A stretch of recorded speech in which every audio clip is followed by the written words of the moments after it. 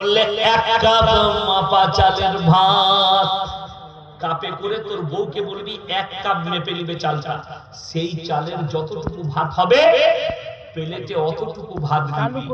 তার সঙ্গে বললে স্যার গরুর মাংস বললে ছুবি না, মুরগি বললে ধারে পাশে যাবি না, খাসি বললে স্বপনে ভাববি না কি খাবো স্যার, বলে খালি করলা ভাজি আর ভেন্ডি খাবো। এটা কিন্তু বড় লোকে কি বুঝলে, কোটি টাকার মালিক, তার শব্দ এটা। কিন্তু শুনেলে রুজির মালিক আল্লাহ কেমন।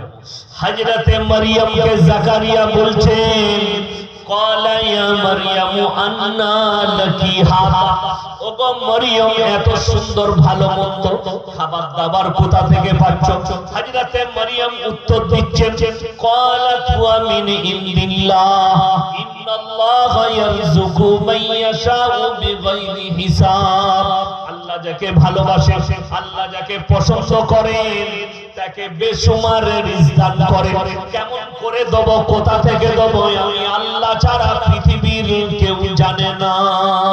জোরে বলুন সুবহানাল্লাহ।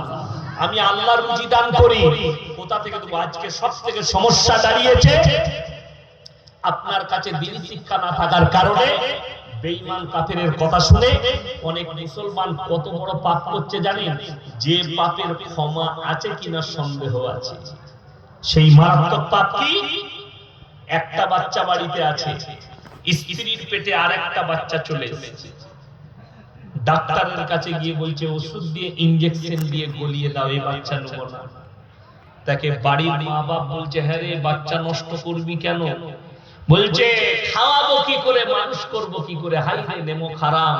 তুমি নিজেকে বলো রাসূলের উম্মত, তুমি বলো আল্লাহকে বিশ্বাস করি, অথচ তুমি আল্লাহর কোরআনের প্রতি আমল করো না। আল্লাহ তাআলা কোরআনে বলেছেন ওয়ালা তাকতুলু আওলাদাকুম খাশিয়াতা ইমলাক নাহনু নারযুকুহু ওয়া ইয়াকুম, দরিদ্রতার ভয়ে তোমরা তোমাদের আওলাদকে কতল করো না।